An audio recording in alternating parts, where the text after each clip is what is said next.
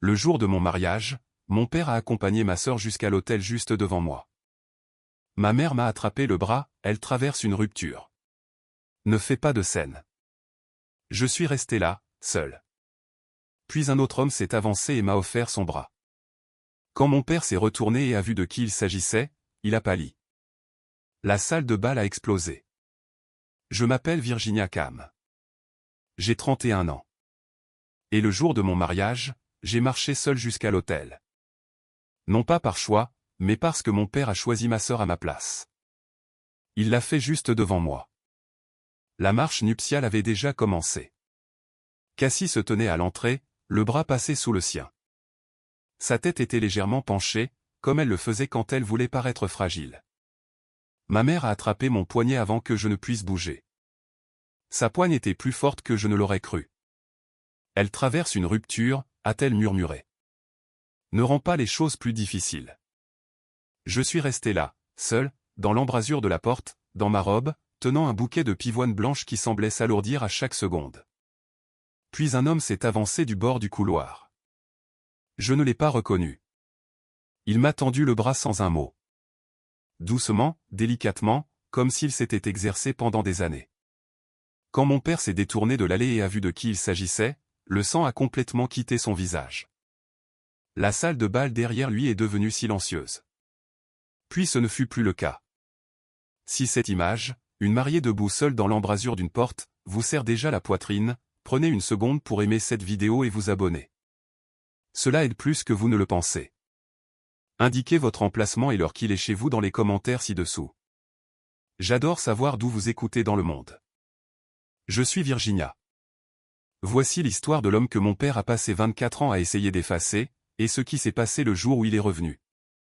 Revenons au début, dans un palais de justice au printemps 2002, et au mensonge qui a déclenché tout cela. Je veux être précise sur le genre de famille que nous étions, ou plutôt le genre de famille que nous semblions être de l'extérieur.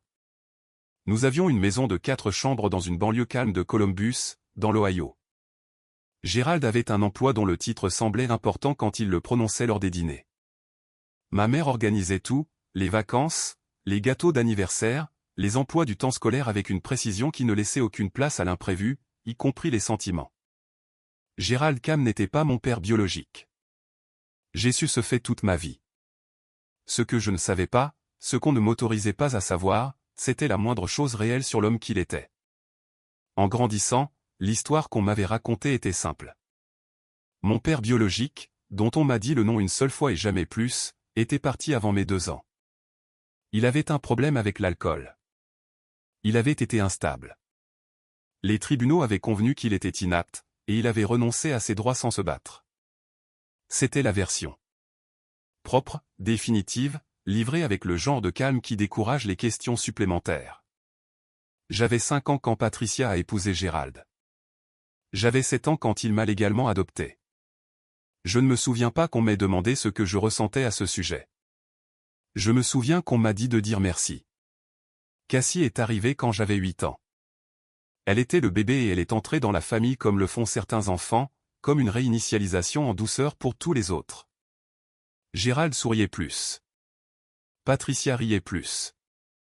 Et moi, sans le comprendre pleinement à l'époque, j'ai commencé à comprendre que ma fonction dans la famille était différente de celle de Cassie. Cassie était aimée. J'étais géré. Je ne dis pas cela avec amertume. Il m'a fallu beaucoup de temps pour trouver le mot juste pour cela, mais c'était ça. J'étais géré. Apprécié quand j'accomplissais quelque chose, ignoré quand j'avais besoin de quelque chose, et redirigé chaque fois que je m'approchais trop d'une question qui mettait les adultes dans la pièce mal à l'aise. Je suis parti faire des études d'infirmière à 18 ans et je ne suis jamais revenu vivre à la maison. Ce n'est pas dramatique. Ce n'était même pas une décision à laquelle j'ai dû réfléchir longuement. C'était simplement évident, de la façon dont certaines choses sont évidentes une fois que vous êtes resté dehors assez longtemps pour voir la forme de ce que vous avez laissé. J'ai construit une vie à Cincinnati. Je suis devenu infirmière en soins intensifs. J'étais doué pour ça. Le genre de talent qui vient du fait d'avoir appris très tôt à lire l'ambiance d'une pièce, à rester calme quand tout s'effondre autour de vous, à tenir la main de quelqu'un sans ramener les choses à soi. Le service m'a beaucoup appris, mais honnêtement, J'avais appris la majeure partie de tout cela avant même de mettre les pieds dans un hôpital. Je rentrais à la maison pour Noël quand je pouvais. J'appelais pour les anniversaires. J'envoyais des cartes. Je maintenais ce que ma mère appelait un lien et ce que je considérais en privé comme une distance prudente. Assez de proximité pour maintenir la paix, pas assez pour être entraîné vers le fond. Puis j'ai rencontré Bennett. Bennett Marsh est entré dans ma vie à un moment où j'avais sincèrement cessé de m'attendre à rencontrer quelqu'un. Il était avocat commis d'office, patient d'une manière qui semblait presque obstinée, curieux de tout, et complètement incapable de quitter une pièce sans vérifier que tout le monde y allait bien. Il me faisait rire. Plus important encore, il me donnait l'impression de ne pas avoir à faire semblant d'aller bien. Nous avons été ensemble pendant 2 ans avant qu'il ne me demande en mariage. Il l'a fait à la maison, dans notre cuisine, un dimanche matin, sans public et sans cérémonie. Juste lui, une bague, et cette qualité spécifique de silence qui signifie que quelqu'un ne va nulle part. J'ai dit oui immédiatement. C'est lors de la planification du mariage que les choses ont commencé à se fissurer lentement. Ma mère était impatiente de s'impliquer. Gérald a proposé de payer pour le lieu, ce qui semblait généreux jusqu'à ce que je réalise que cela signifiait qu'il s'attendait à être consulté sur chaque décision. Cassie a supposé qu'elle serait demoiselle d'honneur, puis demoiselle d'honneur avec certains privilèges, puis effectivement co-organisatrice. J'ai accepté plus que je n'aurais dû, comme on le fait quand on a passé sa vie entière à calculer combien coûte la paix et à décider que cela en vaut généralement la peine. Je n'avais qu'une seule demande. Une seule. J'ai demandé à Gérald s'il voulait m'accompagner jusqu'à l'hôtel.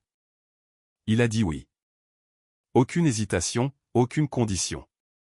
Nous étions dans sa cuisine, il avait un verre de whisky à la main, et il l'a dit sans hésiter.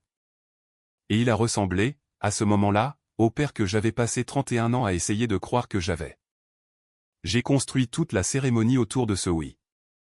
Les fleurs, la musique de procession, le moment de l'entrée, tout était organisé autour de l'image de mon père marchant à mes côtés.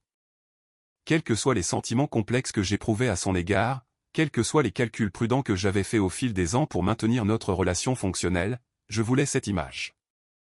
Je pense que la plupart des filles le veulent, peu importe ce qu'elles savent. Bennett connaissait mon histoire mieux que quiconque. Il savait pour Gérald, pour l'adoption, pour la version de mon père biologique avec laquelle j'avais été élevé. Il écoutait comme il le faisait toujours, sans chercher à réparer, sans combler le silence. Mais parfois, dans les semaines précédant le mariage, il avait une certaine expression sur le visage quand nous parlions de ma famille. Je le remarquais et lui demandais ce qui n'allait pas. Il répondait, rien. Je t'aime, c'est tout. Je laissais couler à chaque fois. J'avais assez de choses à gérer. Je ne savais pas alors ce qu'il portait. Je ne le saurais pas avant que les portes de cette salle de bal ne s'ouvrent. Voici ce qu'on m'avait dit à propos de Tomaï. On m'a dit son nom exactement une fois, par accident. J'avais 9 ans, je fouillais dans une boîte dans le placard de l'entrée à la recherche d'une paire de ciseaux. Au lieu de cela, j'ai trouvé une enveloppe Kraft avec une adresse d'expéditeur qui ne signifiait rien pour moi, adressée à ma mère avec une écriture que je ne reconnaissais pas. Gérald est arrivé au coin du couloir et me l'a prise des mains d'un geste fluide. Il n'a pas crié. Il m'a juste regardé et a dit, « Ce n'est pas pour toi. » Et puis il l'a mise dans un endroit que je n'ai jamais trouvé. Ce soir-là, j'ai demandé à ma mère qui était Tomaï. Elle a dit qu'il n'était personne. Elle l'a dit de la façon dont on prononce un mot auquel on ne veut pas donner de poids. Quand j'ai eu 14 ans, j'ai essayé de demander à nouveau. J'en avais assez appris sur la façon dont les familles fonctionnaient, ou ne fonctionnaient pas, pour me sentir en droit d'avoir quelque chose de vrai. Ma mère s'est assise en face de moi à la table de la cuisine et a dit que mon père biologique avait été un homme difficile. Qu'il avait fait des choix, que les tribunaux avaient tout examiné et pris une décision dans mon meilleur intérêt. Que Gérald était mon père maintenant, et ce depuis que j'avais 7 ans. Et que c'était cela qui importait. Elle n'était pas cruelle à ce sujet. Elle était juste fermée. Complètement et profondément fermée. De la manière dont quelqu'un qui s'exerce à se fermer depuis des années. J'ai arrêté de demander. Je me suis dit que l'histoire était probablement vraie. Je travaillais dans une unité de soins intensifs. J'avais vu plus d'une fois ce que l'alcool et l'instabilité pouvaient faire à une famille. Je n'avais pas besoin de détails spécifiques pour croire à la forme générale. Ce que je ne réalisais pas, c'est que cette forme m'avait été donnée exprès. Les détails avaient été supprimés non pas parce qu'ils étaient douloureux, mais parce qu'ils étaient contradictoires. Voici ce qui s'est réellement passé. Je l'ai appris par morceaux beaucoup plus tard, et je vais le raconter de la façon dont je l'ai reçu, car c'est le seul ordre qui ait du sens. Thomas et ma mère se sont rencontrés au début des années 90. Ils ont été ensemble pendant 3 ans. Ils étaient heureux, le genre de bonheur qui ne fait pas de bonnes histoires parce que rien ne s'y passe mal. Patricia m'a dit depuis qu'elle l'aimait. Elle l'a dit simplement et sans s'excuser, ce qui est la chose la plus honnête que je l'ai jamais vue faire à propos de quoi que ce soit. Je suis né en 1994. Thomas était là. Il était présent, physiquement, constamment, apparemment avec joie. Ils n'étaient pas mariés, mais ils formaient une famille. Ils avaient un appartement d'une chambre et le projet d'en prendre un plus grand. Il a construit mon berceau lui-même à partir d'un meuble en kit qu'il a acheté dans une quincaillerie et a passé un week-end entier à l'assembler. Je ne savais rien de tout cela avant l'âge de 31 ans. Ils se sont séparés quand j'avais presque 2 ans. Les séparations avec de jeunes enfants sont rarement propres, mais de la vie générale, Thomas est resté une présence constante. Il m'avait le week-end. Il traversait la ville pour venir me chercher chaque vendredi après-midi sans faute. Il envoyait une pension alimentaire avant même d'y être légalement obligé. Il essayait, selon toutes les mesures qui existent pour de telles choses. Puis Gérald est apparu. Gérald était charmant quand il choisissait de l'être. Ma mère a dit cela aussi, sans tout à fait comprendre qu'elle le disait. Elle avait 27 ans et se sentait seule d'une manière que la présence d'un enfant en bas âge ne répare pas. Et Gérald était attentionné et parlait de l'avenir avec le genre de certitude qu'elle n'avait pas eu depuis un moment. Elle est tombée amoureuse. Cette partie-là, j'y crois. Ce que je ne peux plus croire, c'est qu'elle ait pleinement compris ce que Gérald ferait ensuite. Quand j'avais 6 ans, Gérald a entamé la procédure pour obtenir la garde légale complète en mon nom. Les motifs invoqués étaient que Thomas était un parent inapte. Les preuves présentées comprenaient le témoignage de 2 témoins qui le décrivaient comme instable, dépendant à l'alcool et parfois menaçant. Ces témoins mentaient. Je n'ai pas su cela pendant 25 ans.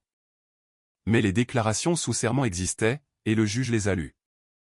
Et Thomas, qui n'avait pas les moyens de se payer l'avocat que Gérald avait engagé, s'est assis dans cette salle d'audience avec un avocat commis d'office qui avait 17 autres affaires, et a regardé le portrait de lui-même être peint de travers sans pouvoir l'arrêter. Il a perdu la garde. Il a perdu le droit de visite. Il a perdu, après la requête ultérieure de Gérald, même ses droits parentaux, qui lui ont été retirés via une procédure de résiliation fondée sur le même dossier fabriqué. Il a été effacé, légalement, officiellement, complètement. Il m'a dit plus tard qu'il était resté debout devant le palais de justice pendant un long moment après la fin de l'audience. Il renifle ne savait pas où aller. Il avait un camion, un emploi dans la construction d'armoires pour un entrepreneur de l'est de la ville, et un appartement d'une chambre qui avait encore un dessin que j'avais fait sur le réfrigérateur, tenu par un aimant qui disait « L'Ohio est pour les amoureux », qu'il avait acheté dans une station-service parce que cela me faisait rire. Il est rentré chez lui. Se racle la gorge, il a gardé le dessin. Il a tout gardé. Il n'a jamais cessé d'essayer de me retrouver. Il a engagé un enquêteur en 2009 qui a retrouvé une adresse et a envoyé une lettre. La lettre a été interceptée. Je le sais maintenant, et je ne l'ai jamais vu. Il a continué à écrire quand même pendant des années. Des lettres qui allaient ailleurs ou nulle part. Il en gardait des copies dans une boîte à chaussures. Quand ma mère m'a raconté cela, assise en face de moi à la table de ma cuisine, 8 mois avant mon mariage, elle pleurait. Pas dramatiquement, juste de façon continue, comme pleurent les gens quand ils ont porté quelque chose pendant si longtemps que ce poids fait partie d'eux.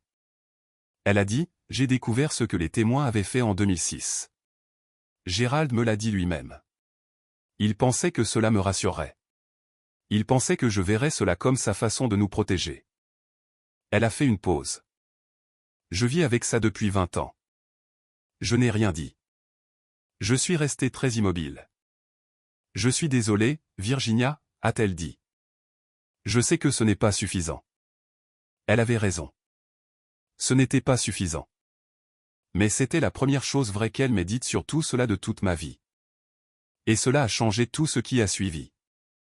si on vous a déjà raconté une histoire sur vous-même que quelqu'un d'autre a construite autour de vous sans votre connaissance, sans votre consentement, laissez un commentaire ci-dessous. Je veux savoir comment vous l'avez découvert et si vous avez un jour été capable de vous en libérer. Le problème quand on grandit dans une maison avec un secret, c'est qu'on développe un type de sensibilité très spécifique. Pas par rapport au secret lui-même. On ne le connaît pas. Mais par rapport à l'architecture qui l'entoure, la façon dont certaines questions sont détournées. La façon dont certains noms ne sont pas prononcés. La qualité particulière du silence quand on s'approche trop près de quelque chose de vrai. J'ai été une enfant prudente à cause de cela. Une adolescente prudente. Une adulte prudente. J'ai appris à observer les pièces avant d'y entrer. J'ai appris à lire la différence entre un silence reposant et un silence lourd. Ces compétences ont fait de moi une très bonne infirmière en soins intensifs et une personne dont il est un peu difficile de s'approcher. Bennett s'est quand même approché. Je lui ai raconté tout ce que je savais, c'est-à-dire la version éditée, le récit approuvé par la famille. Père biologique difficile, adoption. Gérald, qui était bien de la même manière que les maisons froides sont bien. Elles empêchent la pluie d'entrer. Bennett a écouté sans m'interrompre. Puis il a posé une question. Est-ce que tu te demandes parfois si l'histoire est vraie? J'ai répondu que je me l'étais demandé quand j'étais plus jeune.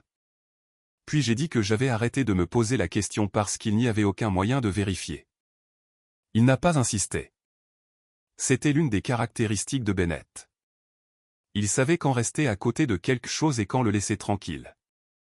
Nous nous sommes fiancés un dimanche matin dans notre cuisine. Il m'a fait sa demande avec la bague qui avait appartenu à sa grand-mère, une simple améthyste ovale sur une monture en or lisse, et j'ai dit oui avant qu'il n'ait fini sa phrase. Nous sommes restés dans la cuisine un moment après ça, simplement enlacés, sans dire grand-chose. C'était comme arriver quelque part après un très long trajet en voiture. Les préparatifs du mariage ont bien commencé. Puis ma mère s'en est mêlée, Gérald s'en est mêlé, Cassie s'en est mêlée, et vers la 3e semaine de discussion sur les centres de table, j'ai compris pourquoi certaines personnes s'enfuyaient pour se marier en secret. L'implication de Gérald était la plus compliquée. Il a proposé de payer pour le lieu, ce que j'ai accepté en partie par habitude, en partie parce que le lieu que nous voulions était au-dessus de nos moyens. Renifle s'est montré courtois à ce sujet en public. En privé, il l'utilisait comme il utilisait la plupart des choses, comme monnaie d'échange. Il avait des opinions sur la liste d'invités. Il avait des opinions sur le plan de table. Il voulait que certains collègues soient invités, que certains cousins soient placés à certaines tables. J'acquiesçais et acceptais la plupart de ses demandes parce que j'étais trop fatigué pour calculer le coût exact de chaque petite bataille. Mais Renifle, j'ai tenu bon sur la seule chose qui m'importait. Je lui ai demandé de m'accompagner jusqu'à l'hôtel. Il a dit oui sans hésitation. Et à ce moment-là, il a ressemblé au père que j'avais passé 31 ans à essayer de croire que j'avais. Je suis rentré à la maison et je l'ai dit à Bennett. Il est resté silencieux un moment. Puis il a dit qu'il était content. Il avait de nouveau cette expression sur le visage, celle que je voyais de plus en plus fréquemment dans les mois précédant le mariage. Une qualité de calme prudent, comme quelqu'un qui tient en équilibre quelque chose qu'il ne veut pas renverser. Je lui ai demandé ce qui n'allait pas. Il a répondu que rien n'allait mal. Il a dit qu'il m'aimait. Il m'a embrassé sur le front et est parti préparer le dîner. Et j'ai laissé couler, parce que c'est ce que je faisais. Et parce que j'avais appris depuis longtemps que ce n'était pas toujours à moi de combler les espaces entre Bennett et moi. Les mois qui ont suivi ont été remplis de logistique et de petites joies. Les essayages de robes, les dégustations de menus, le plaisir spécifique de choisir la couleur des serviettes avec quelqu'un que vous aimez vraiment.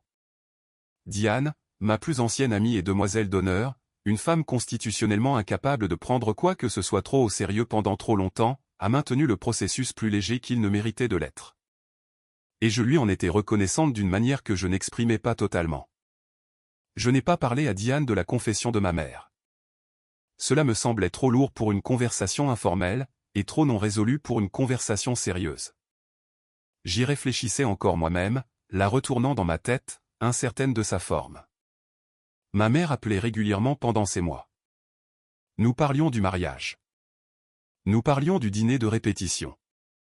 Nous parlions autour de tout ce que nous avions dit dans ma cuisine cet après-midi-là. Le nom de Thomas n'est pas revenu sur le tapis. Pas une seule fois lors de ses appels. Je supposais qu'elle ne l'avait pas contacté, ou qu'il avait refusé, ou que toute l'affaire était suspendue dans cet état indéfini. Reconnu entre nous, mais sans suite. 6 semaines avant le mariage, Bennett est rentré du travail et a été différent pour le reste de la soirée.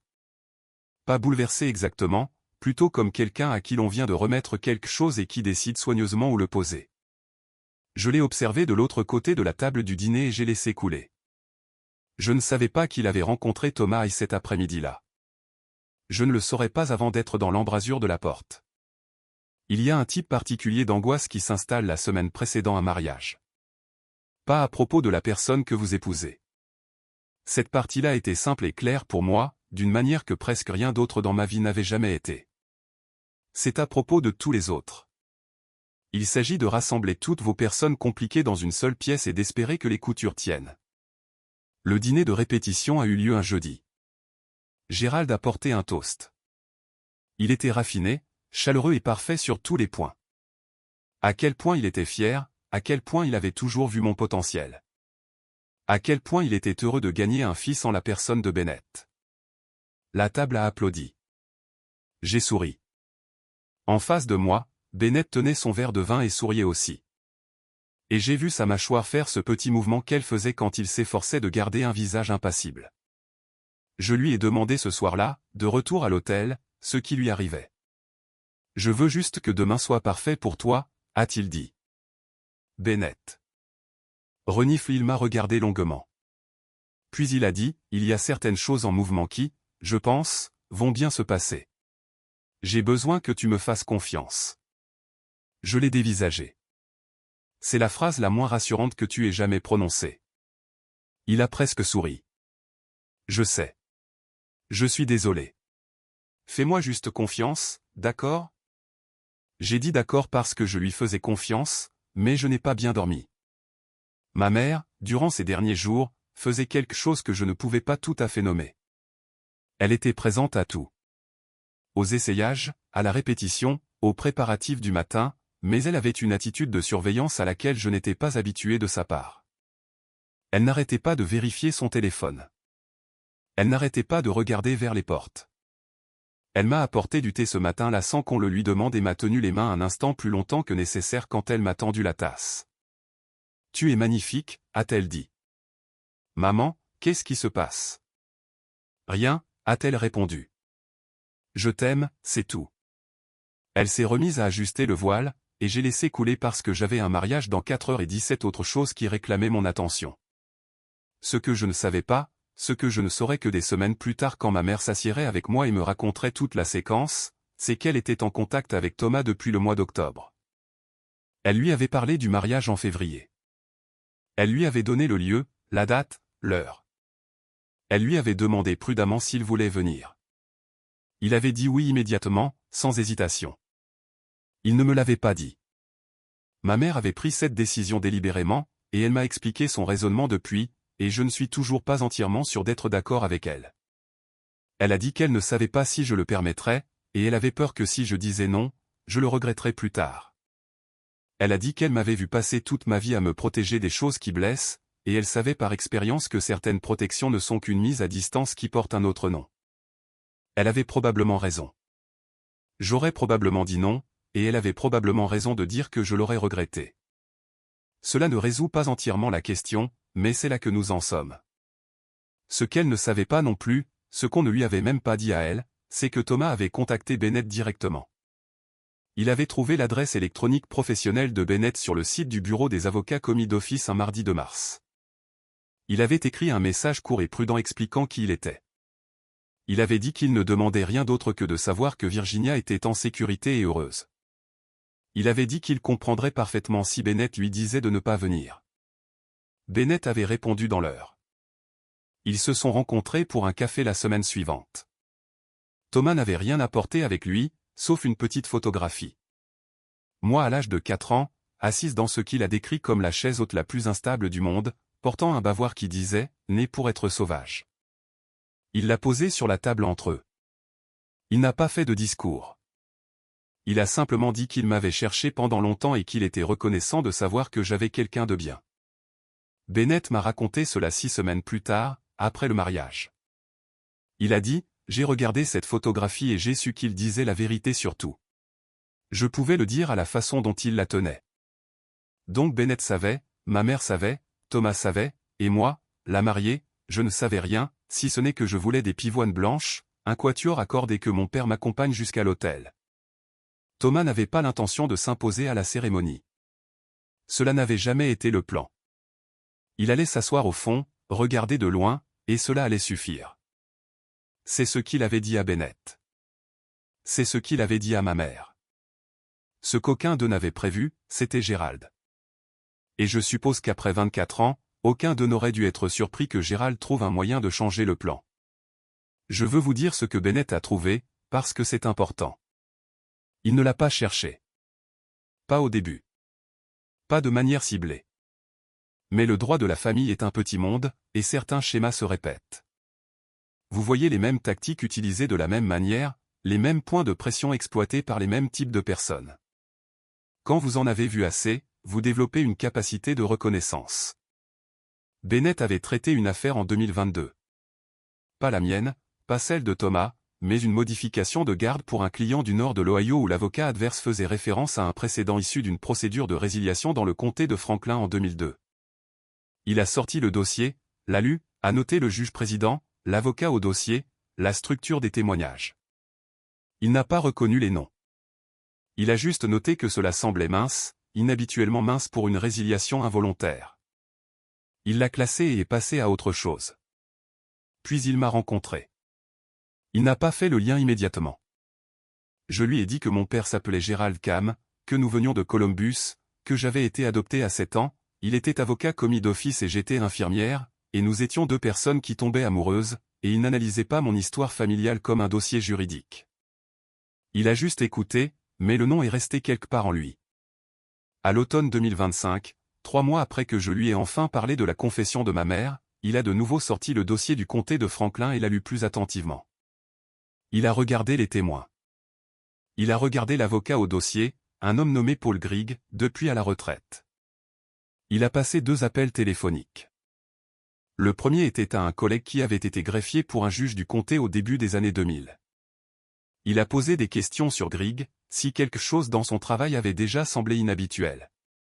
Son collègue a dit que Grigg avait été l'avocat personnel de Gérald Cam pendant environ 15 ans, qu'il s'occupait de tout. Personne n'a jamais pu le prouver, mais il y a toujours eu des questions sur le dossier de garde de 2002. Le deuxième appel était à une organisation d'aide juridique à Dayton spécialisée dans les affaires de garde annulées.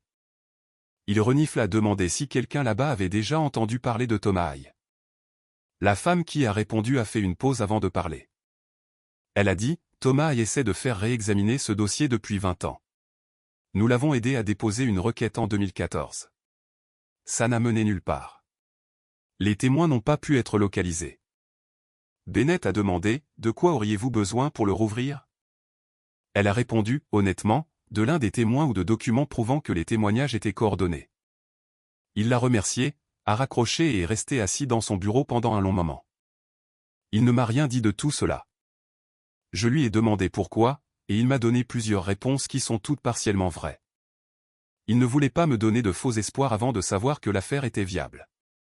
Il ne voulait pas introduire de chaos dans une période déjà accablante sur le plan logistique. Et voici la réponse qu'il a donnée en dernier, et le plus doucement. Il n'était pas sûr de la façon dont j'allais le gérer. Et il essayait de me protéger de la chose dont j'avais le plus besoin de cesser d'être protégé. Je lui ai dit que je comprenais. C'est vrai, la plupart du temps. Il a retrouvé l'un des témoins en décembre 2025. L'homme avait déménagé en Arizona, avait 72 ans, et avait, à l'entendre, porté la culpabilité pendant très longtemps sans trouver de moyen de s'en décharger. Il n'a pas fallu beaucoup de persuasion. Il a dit qu'il avait été payé 3 000 € pour témoigner en 2002. Il a dit qu'il ne s'était jamais senti à l'aise avec cela. Il rédigerait une déclaration sous serment si cela pouvait aider. Bennett a déposé la déclaration sous serment auprès du tribunal aux affaires familiales en janvier 2026, 3 mois avant notre mariage. L'affaire était toujours en cours. Ces choses avancent lentement, mais le dossier a été ouvert, officiellement, légalement, pour la première fois en 24 ans. Thomas le savait. Bennett l'avait appelé. Je ne le savais pas. Personne ne m'a appelé. J'ai longuement parlé à Thomas depuis. C'est un homme silencieux, le genre de silence qui n'est pas une absence, mais une présence. Il occupe une pièce de la même façon que le font les bons meubles, solidement et sans exiger l'attention. Il m'a raconté ses années de recherche par bribes, de la manière dont on raconte les choses quand on a vécu avec elle assez longtemps pour qu'elles aient perdu leurs arêtes. Le détective privé en 2009 qui a retrouvé une adresse de réexpédition et envoyé une carte qui a été retournée. Les dossiers du district scolaire, les recherches sur LinkedIn, les 2 voyages distincts à Columbus, à des années d'intervalle, où il s'est assis devant une maison qu'il pensait pouvoir être la nôtre. Puis est rentré chez lui parce qu'il ne pouvait pas se résoudre à frapper à la porte au risque d'empirer les choses pour moi. Je ne savais pas ce qu'on t'avait dit sur moi, a-t-il dit. Je ne savais pas si tu me détestais. Je n'arrêtais pas de penser à ce qui était le mieux pour toi, et je ne pouvais jamais être sûr de ce que c'était. Il a cessé d'essayer par les voies officielles en 2016, quand la dernière requête a été rejetée. Après cela, il a simplement continué. Il travaillait. Il construisait des choses de ses mains. Il gardait une photographie de moi sur son réfrigérateur avec le même aimant qui avait toujours été là, l'Ohio est pour les amoureux. Et il n'a pas oublié. Et il n'a pas cessé d'espérer. Quand le numéro de ma mère est apparu sur son téléphone en octobre 2025, il n'a pas répondu la première fois parce qu'il pensait que c'était une erreur. Elle a rappelé. Il a décroché. Il a dit qu'il y a eu un long silence des 2 côtés. Puis elle a dit, « Thomas, je suis désolé. Je suis désolé depuis très longtemps. » Il a répondu, « Je sais. » Dans les mois de lettres qu'il ne m'a jamais envoyées, il y a 43 pages. Je les ai lues depuis, toutes, dans l'ordre. Ce ne sont pas des lettres dramatiques. Elle ne supplie pas, n'accuse pas, ne se donne pas en spectacle. Elle parle de choses ordinaires. Une bonne journée sur le chantier, un orage, une chanson à la radio qui l'a fait penser à moi. Elles disent des choses comme « J'espère que tu as un professeur qui te fait te sentir intelligente. » Et « J'espère que quelqu'un t'a appris à faire du vélo correctement, parce que je t'y avais presque amené avant que tout ne change. » La dernière était datée de mars 2026. Elle disait « J'ai appris que tu allais te marier. Je suis tellement heureux. J'espère que c'est quelqu'un qui te voit clairement. Je serai là si je peux. Je ne demanderai rien. Je veux juste voir ton visage une fois de plus. » J'ai trouvé cette lettre en avril, dans la salle de bal, dans la poche poitrine d'un homme que je ne connaissais pas encore. La semaine précédant le mariage, j'ai fait un rêve à propos d'un homme dont je ne pouvais pas voir le visage clairement. Il construisait quelque chose dans un atelier. Je pouvais en entendre le son, son rythme régulier. Et quand je me suis réveillé à 4 heures du matin, je suis resté très immobile, j'ai écouté Bennett respirer et j'ai essayé de me rappeler si je m'étais jamais senti complètement à ma place quelque part. La réponse était oui, Bennett. Notre appartement. L'unité de soins intensifs un mardi soir quand tout était sous contrôle et qu'on pouvait sentir tout l'étage respirer ensemble. Pas ma maison d'enfance, jamais tout à fait là-bas. Je me suis levé, je me suis assise près de la fenêtre et j'ai regardé la ville. Elle continue toujours. Et j'ai ressenti, sous la nervosité de la veille du mariage, quelque chose d'autre. Quelque chose que je ne pouvais décrire que comme de l'anticipation. Renifle pas du genre anxieux, du genre qui signifie que quelque chose de réel arrive et que votre corps le sait avant votre esprit. Je ne savais pas à quel point j'avais raison. Bennett était debout tôt ce matin-là. Nous avions convenu de rester séparés avant la cérémonie, une superstition principalement pour rassurer ma mère. Il m'a embrassé à la porte de la chambre communicante à 7 heures et a tenu mon visage entre ses mains un instant, de la manière particulière dont il le fait quand il veut que j'entende ce qu'il dit. « Je t'aime », a-t-il dit. « Quoi qu'il arrive aujourd'hui, je t'aime. » D'accord. « Quoi qu'il arrive aujourd'hui », ai-je répété. C'est une formulation très spécifique. Virginia, je plaisante. Je t'aime aussi. Il a embrassé mon front et a passé la porte, et je suis resté là avec un sentiment dans l'estomac qui n'était pas entièrement lié à l'excitation. Diane est arrivée à 8 heures avec du café et le genre de stabilité que seules les meilleures personnes apportent lors des matinées à fort enjeu. Elle m'a aidé à enfiler ma robe, à réparer le fermoir du collier de ma grand-mère que je n'arrivais jamais à fermer moi-même, et à parler tout le temps de choses agréables et sans importance. C'est un talent de garder quelqu'un calme sans lui donner l'impression d'être géré. Elle l'avait. Ma mère est arrivée à 9 heures. Elle était déjà habillée, dans le bleu pâle qu'elle avait choisi des mois auparavant, et elle ressemblait à quelqu'un qui avait pris une décision et qui vivait à l'intérieur de celle-ci. Résolue, légèrement effrayée, plus présente que je ne l'avais vue depuis des années. Elle a aidé à arranger mon voile. Elle a lissé le tissu sur mes épaules des 2 mains, de la même façon dont elle avait l'habitude de redresser ma veste d'uniforme scolaire quand j'étais petite. C'était un geste tellement ordinaire que ça m'a presque défaite. « Maman », ai-je dit. « Chut », a-t-elle dit très doucement. « Laisse-moi juste faire ça. » Alors je l'ai laissé faire. De l'autre côté du lieu de réception, dans une zone d'attente près de l'entrée de service, Thomas y était assis sur une chaise pliante dans son meilleur costume. Il l'avait acheté 2 semaines plus tôt. Il s'était rendu dans un grand magasin de Dayton un samedi matin et avait demandé à un jeune vendeur de l'aider à trouver quelque chose d'approprié pour un mariage.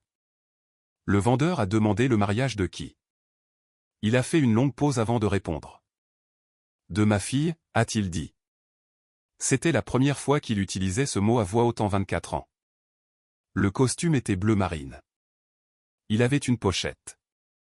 Il avait la photographie dans sa poche poitrine, pliée une fois le long d'une marque qui était là depuis des années, et les 43 lettres dans une enveloppe à l'intérieur de la veste, trop épaisse pour rester complètement plate, appuyant contre sa poitrine de l'intérieur. Il était terrifié, pas de Gérald, de moi, de la façon dont j'allais réagir, de savoir si je serais effrayé, en colère ou submergé, de savoir si sa vue ruinerait ce qui aurait dû être le plus beau jour de ma vie. Il s'est assis sur la chaise pliante, a respiré, et s'est rappelé qu'il n'était venu rien réclamer. Il était venu pour la voir. C'était tout.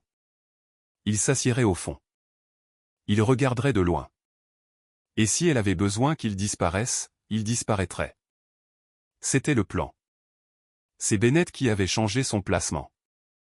La veille au soir, il avait déplacé Thomas du fond de la salle au couloir latéral près de l'entrée principale, tout près de l'endroit où le cortège nuptial devait se préparer. Il a dit à Thomas d'attendre là, d'observer la situation, et qu'il ne pensait pas que la situation exigerait de disparaître. Thomas n'a pas complètement compris cela sur le moment. Il l'a compris quand il a entendu la musique changer et a levé les yeux pour voir une mariée debout, seule dans l'embrasure d'une porte. La cérémonie était à 14 heures. À 13h30, la suite de la mariée avait atteint son propre type de chaos organisé. Diane gérait tout le monde avec un presse-papier qu'elle avait sorti de je ne sais où. Le fleuriste avait fait 3 voyages. Mon bouquet, des pivoines blanches, exactement comme je l'avais demandé, reposait dans un vase d'eau sur le rebord de la fenêtre. Et chaque fois que je le regardais, je ressentais une petite et pure vague de joie qui n'avait rien à voir avec les mariages, mais tout à voir avec le simple fait que les fleurs sont ce qu'elles sont. Ma mère était plus calme alors. Elle avait pleuré plus tôt dans la salle de bain, la porte presque, mais pas entièrement, fermée. Quand elle est ressortie, son maquillage était parfait, et son visage était serein, et elle m'a regardé avec une expression dont je comprends maintenant qu'elle mêlait culpabilité et amour dans des proportions égales et insolubles. Je pensais que c'était l'émotion d'une mère le jour du mariage de sa fille. Je me trompais à ce sujet, mais j'ai arrêté de m'en vouloir pour cela. À 13h50, nous avons commencé à marcher de la suite vers la zone de rassemblement, le large couloir juste devant les portes principales de la salle de bal où le cortège devait s'aligner dans l'ordre. La coordinatrice des lieux, une femme énergique nommée Clara, qui n'avait pas perdu son sang-froid une seule fois en 3 mois de préparatifs, tenait une radio et un plan de table et comptait les personnes présentes. Gérald attendait dans le couloir, costume gris anthracite, les boutons de manchette que j'avais vus à chaque occasion formelle depuis 15 ans. Il a souri quand il m'a vu. Il a dit, « Tu es éblouissante ». J'ai dit, « Merci ». Le cortège s'est disposé dans l'ordre répété. Diane à l'avant, les demoiselles d'honneur par paire, la nièce de 5 ans de Bennett en demoiselle d'honneur, absolument pas perturbée par l'ampleur de l'événement. Gérald et moi à l'arrière, attendant notre signal. La musique a changé à l'intérieur de la salle de bal. La procession a commencé. Un par un, le couloir s'est vidé jusqu'à ce qu'il ne reste plus que Gérald et moi. Je me suis tourné pour prendre son bras. Il n'était pas là. Je me suis retourné et je l'ai trouvé à 8 pieds de là dans le couloir, à côté de Cassie. Elle était apparue par une porte latérale que je n'avais pas entendu s'ouvrir. Elle portait une robe claire que je reconnaissais d'il y a des mois, et son visage avait pris l'expression qu'il prenait quand elle voulait que quelqu'un s'inquiète pour elle. Les yeux un peu trop écarquillés, le menton légèrement baissé. Elle tenait un petit bouquet, comme si elle s'était attendue depuis le début à faire partie de la procession. La main de Gérald était sur son dos. Il lui parlait doucement, et pendant que je regardais, il lui a offert son bras. Elle l'a pris. Ils se sont tous les deux tournés vers les portes. Ma mère était à mon épaule, sa main fermée autour de mon poignet. Elle traverse une rupture, a-t-elle dit d'une voix basse et tendue. Ne fais pas de scène, Virginia, s'il te plaît. J'ai regardé la main de ma mère sur mon poignet. J'ai regardé Cassie, prenant ma place au bras de mon père. J'ai regardé les portes devant nous et le moment qui continuait sans moi. 31 ans d'entraînement à cela. 31 ans à encaisser sans craquer, à choisir la voie de la moindre perturbation, à décider que le coût de la bataille était plus élevé que le coût de la blessure. Je suis resté très immobile. Gérald et Cassie ont franchi les portes. Ma mère a relâché mon poignet et a suivi, et je me suis retrouvé seul dans le couloir dans ma robe de mariée avec mon bouquet de pivoine blanche, et la musique jouait toujours. Et quelque part devant moi, à 50 pieds de là, mon mari se tenait à l'autel, ignorant ce qui venait de se passer. C'est alors que l'homme s'est avancé. Il est venu du côté du couloir, juste assez en retrait pour que je ne le remarque pas pendant la précipitation de la procession. Il avait la soixantaine, un costume bleu marine, une pochette, des yeux fermes, une expression que je ne pouvais nommer si ce n'est pour dire que ce n'était pas de la pitié. Il s'est avancé et m'a offert son bras. Il ne s'est pas expliqué. Il n'a pas parlé. Il m'a juste offert son bras silencieusement et a attendu. Comme s'il avait pratiqué la patience pendant très longtemps et qu'il lui en restait assez pour tout ce dont j'avais besoin. Je l'ai regardé. Je ne savais pas qui il était, mais j'ai pris son bras et nous avons franchi les portes ensemble. Les portes se sont ouvertes. Je ne sais pas ce que les invités ont vu en premier, la mariée qu'ils attendaient arriver enfin, ou l'homme inconnu à ses côtés. Je sais ce que j'ai entendu.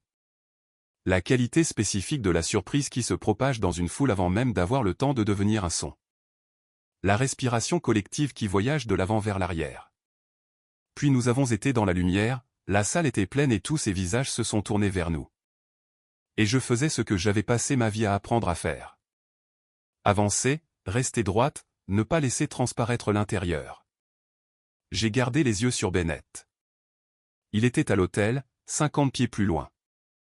Il m'a regardé entrer, et son visage, dont je connais la moindre expression, a fait quelque chose que je ne lui avais jamais vraiment vu faire auparavant. Ses yeux sont passés de moi à l'homme à mon bras. Et puis quelque chose en lui s'est apaisé, est devenu silencieux, certain, et indéniablement soulagé. Il savait que c'était juste. C'est à ce moment-là que j'ai compris que j'étais en sécurité. Après 4 pas dans l'allée, Gérald s'est retourné.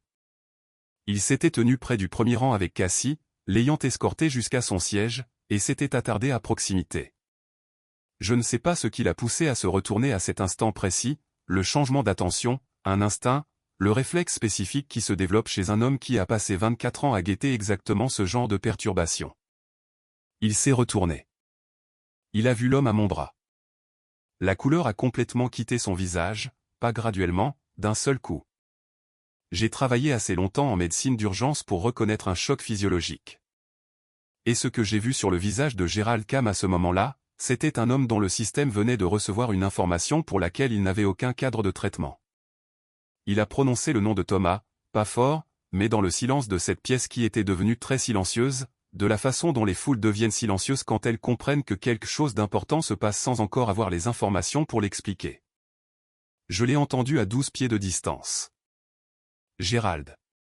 Thomas, a-t-il dit, c'était tout, juste le nom, d'un ton mesuré. Le ton d'un homme qui a répété toutes les versions possibles de ce moment et qui a choisi la version qui exige le moins de chacun.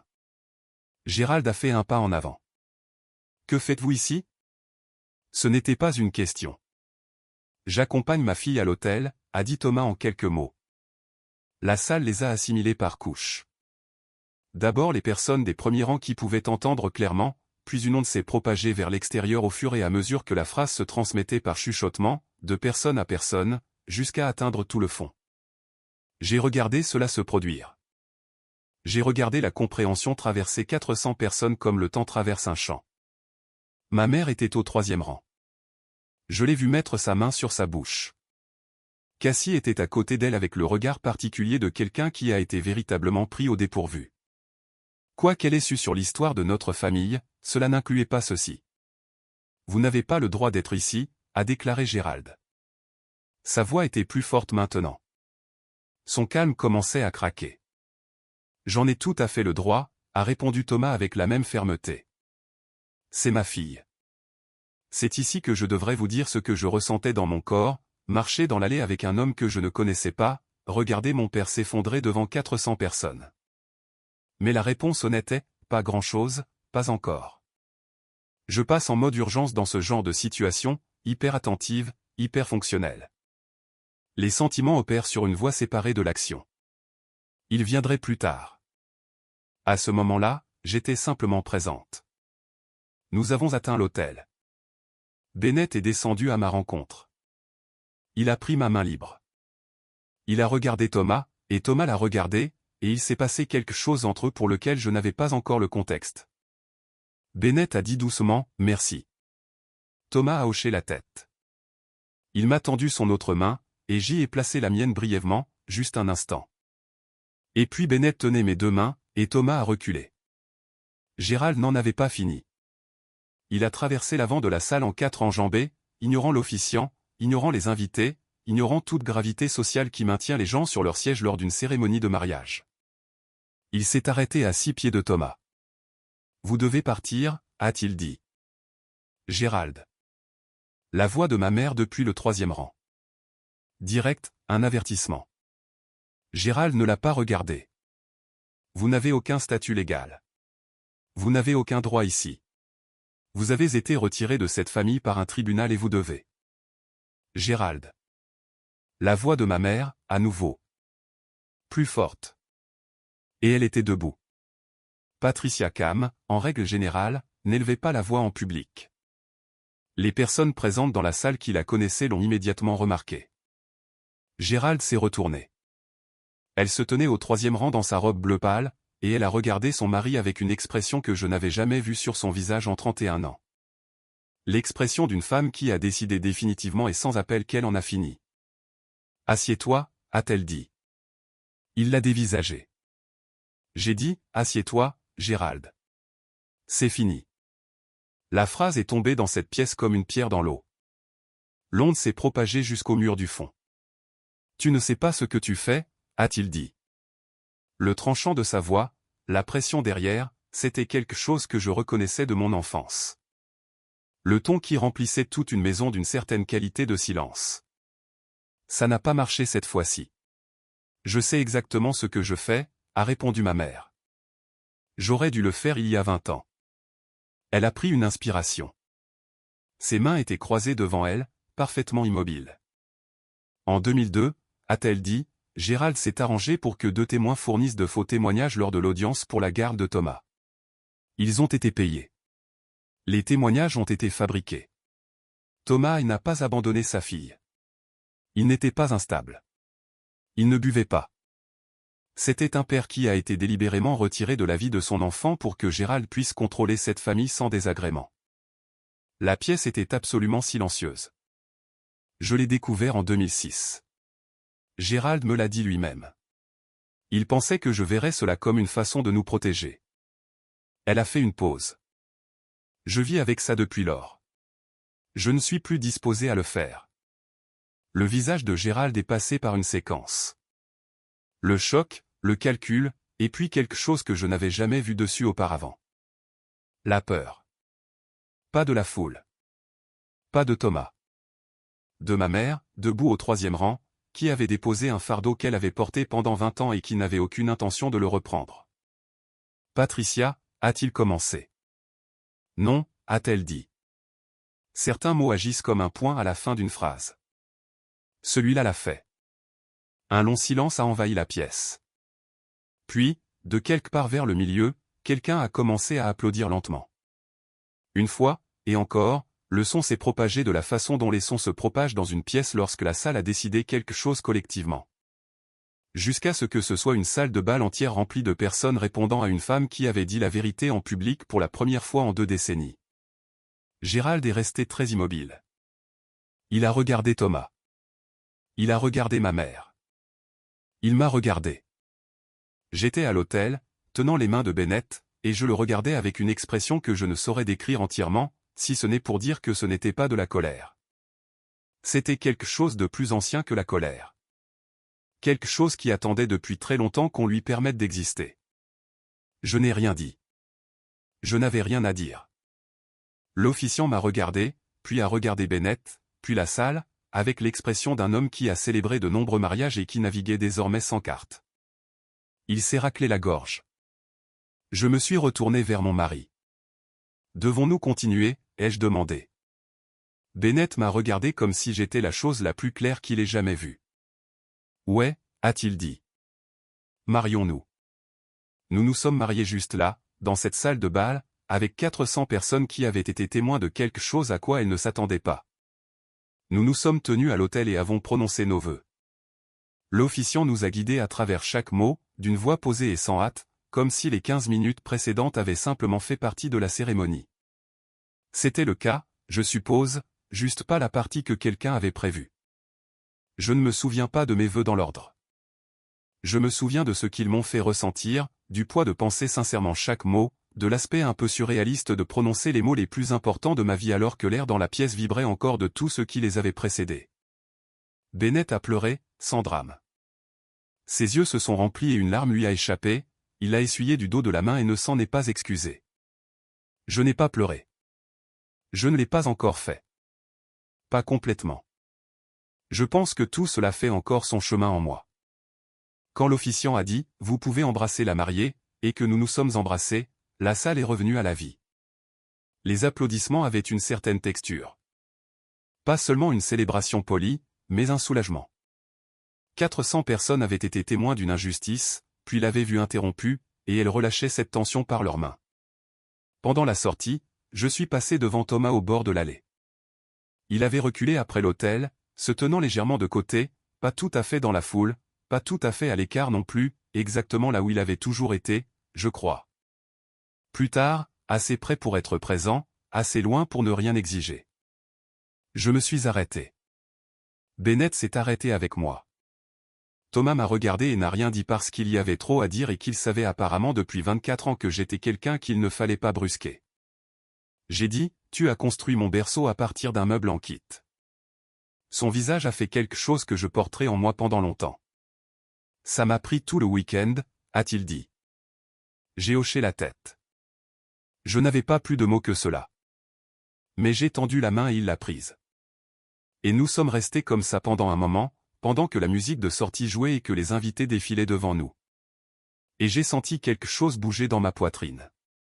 Quelque chose qui faisait mal et qui était aussi incontestablement du soulagement. Gérald est parti pendant la sortie. Je ne l'ai pas vu partir. 3 personnes différentes m'ont dit par la suite qu'il était sorti par une porte latérale pendant que Bennett et moi nous embrassions à l'hôtel, et que ma tante Beverly, qui le connaissait depuis 20 ans et ne l'avait jamais particulièrement apprécié, avait commencé à applaudir lentement dans sa direction au moment où il partait, ce qu'il a ignoré. Il est rentré chez lui seul. Ma mère n'est pas partie avec lui. Elle est restée à la réception pendant 3 heures. Elle m'a tenu la main 2 fois. Elle a passé 45 minutes dans le coin près du bar à discuter avec Thomas, et je les ai observés de l'autre bout de la pièce sans pouvoir rien entendre. J'ai ressenti quelque chose d'étrange, de triste et de nécessaire en voyant cela. Pendant le cocktail, Bennett s'est assis avec moi dans une petite antichambre calme et m'a tout raconté, l'affaire qu'il avait trouvée, la déclaration sous serment, son café avec Thomas en mars. Il l'a raconté simplement, sans se défendre, et quand il a eu fini, il a dit « J'aurais dû te le dire plus tôt. » Je sais que je suis resté avec ça pendant un moment. Tu essayais de me protéger, ai-je dit. C'est ce que je faisais, a-t-il dit, ce dont tu n'avais pas besoin. Non, ai-je dit, je n'en avais pas besoin. Il a accepté cela sans chercher à détourner la conversation. C'est l'une des choses que j'aime le plus chez lui. Il ne discute pas avec les choses vraies. L'affaire est toujours ouverte, a-t-il dit. Il faudra peut-être encore 1 an avant que quoi que ce soit ne soit formellement jugé, mais le dossier a été ouvert et la déclaration sous serment a été déposée. Que veut Thomas de tout ça? Être ton père, a dit Bennett. Peu importe à quoi cela ressemble à 31 ans, avec toutes ces années écoulées. Il ne s'intéresse pas à une bataille juridique. Il veut juste qu'on lui permette d'exister dans ta vie, si tu veux bien de lui. J'ai regardé de l'autre côté de la pièce où Thomas se tenait, toujours dans son costume bleu marine, tenant un verre d'eau et parlant avec le père de Bennett, qui avait l'air d'un homme qui avait évalué la situation et décidé que Thomas était une personne qui valait la peine d'être connue. J'ai étudié le visage de Thomas. C'était mon visage d'une certaine manière structurelle. La ligne de la mâchoire, quelque chose autour des yeux. Je l'avais remarqué en marchant dans l'allée et j'avais ensuite essayé de ne pas y penser parce que j'avais une cérémonie à traverser. J'y ai pensé maintenant. D'accord, ai-je dit. D'accord, tu vas l'accepter, a demandé Bennett. D'accord, ai-je répété. Nous allons trouver une solution. Vers la fin de la réception, Thomas est venu me trouver à ma table entre deux danses. Il s'est assis à côté de moi, a plongé la main dans sa poche intérieure et a posé une enveloppe sur la table entre nous. Je t'ai écrit, a-t-il dit, tous les ans pendant un moment. Je sais que tu ne les as jamais reçus, mais j'ai gardé les copies. J'ai regardé l'enveloppe, épaisse, usée au coin. Je peux les lire, ai-je demandé. Elles sont pour toi, a-t-il dit. C'est pour ça que je les ai apportées. Si cette histoire a touché quelque chose en vous, si vous avez déjà passé des années au sein d'une famille qui appelait l'amour de la gestion, je veux que vous le disiez dans les commentaires. Vous n'avez pas besoin de l'expliquer. Sachez juste que nommer ce qui vous est arrivé n'est pas la même chose que vous blâmer de ne pas l'avoir vu plus tôt. Certains d'entre nous apprennent la différence tardivement. Il est toujours permis d'être en retard. Je n'ai pas ouvert l'enveloppe à la table. Je l'ai mise dans mon sac, je l'ai emportée à l'hôtel ce soir-là et j'ai lu chaque lettre dans la salle de bain à 2 heures du matin pendant que Bennett dormait dans la pièce d'à côté. Toutes les 43, dans l'ordre. 2 semaines après le mariage, l'avocat de Gérald a contacté Bennett concernant la déclaration sous serment en cours. Le langage était prudent, le ton mesuré, mais l'intention était claire.